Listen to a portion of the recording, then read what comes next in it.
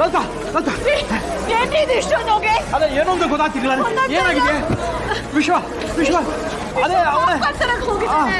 ಹೌದು. ಇವಾಗ ಸರಿ ಸರಿ. ಬನ್ನಿ ಆಚೆ ಹೋಗೋಣ.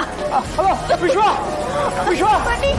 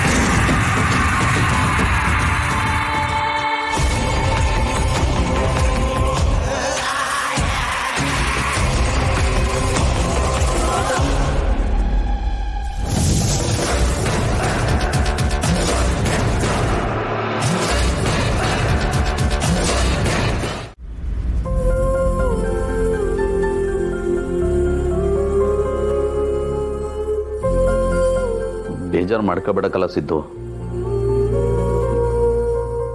ಎಲ್ಲ ಮಾತಲ್ಲೇ ಮುಗಿಯೋದನ್ನ ದೊಡ್ಡದು ಮಾಡಿಬಿಟ್ರು. ಅವ್ರ ಅಣ್ಣ ಸಂತೋಷ್ ಅವ್ರು ಬಂದಿದ್ರಿಂದಲೇ ಇಷ್ಟೆಲ್ಲ ಇದ್ದದ್ದು. ಅವ್ರು ಬರ್ನಿಲ್ಲ ಅಂದಿದ್ದಿದ್ರೆ ಭಾವನವ್ವ ಮನೆ ಬಿಟ್ಟು ಹೋಗೋ ಪರಿಸ್ಥಿತಿನೇ ಬರ್ತಿರ್ಲಿಲ್ಲ ಕಲ್ಲ. ಅವ್ರ ಅಣ್ಣ ಬಂದು ಎಲ್ಲ ಹಾಳು ಮಾಡಿಬಿಟ್ಟ. ಅಣ್ಣ ಅವ್ರು ಹೆಂಗಣ್ಣ ಇಲ್ಲಿಗೆ ಬಂದರು? ಮೇಡಮ್ ಅವರು ಅವ್ರಿಗೇನು ಹೇಳಿರ್ಲಿಲ್ಲ. ವಿಷಯ ಅವ್ರಿಗೆ ಹೆಂಗೆ ಗೊತ್ತಾಯ್ತು ಅಂತ ನನಗೆ ಗೊತ್ತಾಯ್ತಲ್ಲ ಕಣ.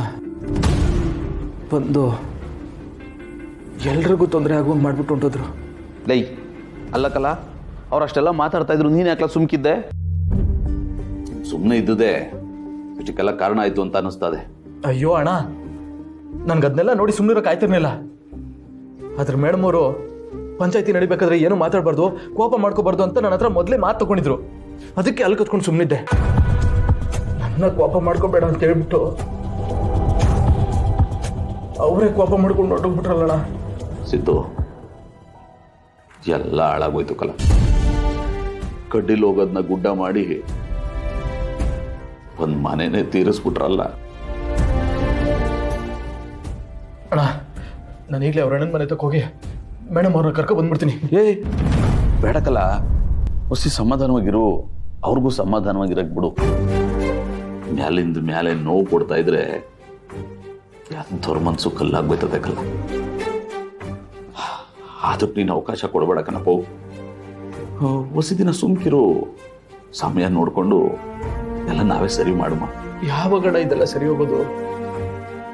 ನಾನು ಮೇಡಮ್ ಅವರು ಯಾವಾಗಣ ನೆಮ್ಮದಿಯಾಗಿರೋದು? ನಾವಿಬ್ರು ಜೊತೆಗಿರೋದು ಅದ್ಯಾವ್ರಿಗೆ ಸಹಿಸಕ್ಕಾಯ್ತಲ್ಲ ಅನ್ನಿಸ್ತದೆ. ಅದಕ್ಕೆ ಹಿಂಗೆಲ್ಲ ಮಾಡ್ತಾವ. ಒಳ್ಳೆ ರಾಮ ಸೀತೆ ಜೀವನ ಆಗೋಯ್ತಲ್ಲ ನಿಮ್ದು. ಸಮಸ್ಯೆಗಳ ಮೇಲೆ ಸಮಸ್ಯೆ, ಸಮಸ್ಯೆಗಳ ಮೇಲೆ ಸಮಸ್ಯೆ. ಒಳಗೆ ಎಷ್ಟೇ ಪ್ರೀತಿ ಇದ್ರೂ ನೀವಿಬ್ರು ಒಟ್ಟಿಗೆ ಸಂಸಾರ ಮಾಡಕ್ ಆಯ್ತಾನೆ ಇಲ್ವಲ್ಲಪ್ಪ. ತಲೆ ಕೆಡ್ಸ್ಕೊಬಿಡಕ್ಕಲ್ಲ ಸಿದ್ದು. ನೀನು ಭಾವನವ್ರು ಇಬ್ರೂ ಇದೇ ಮನೇಲಿ ಎಲ್ಲರ ಜೊತೆ ಖುಷಿಯಾಗಿ ಸಂಸಾರ ಮಾಡುವಂತ ದಿನ ಬಂದೇ ಬರ್ತದೆ ಕಲ.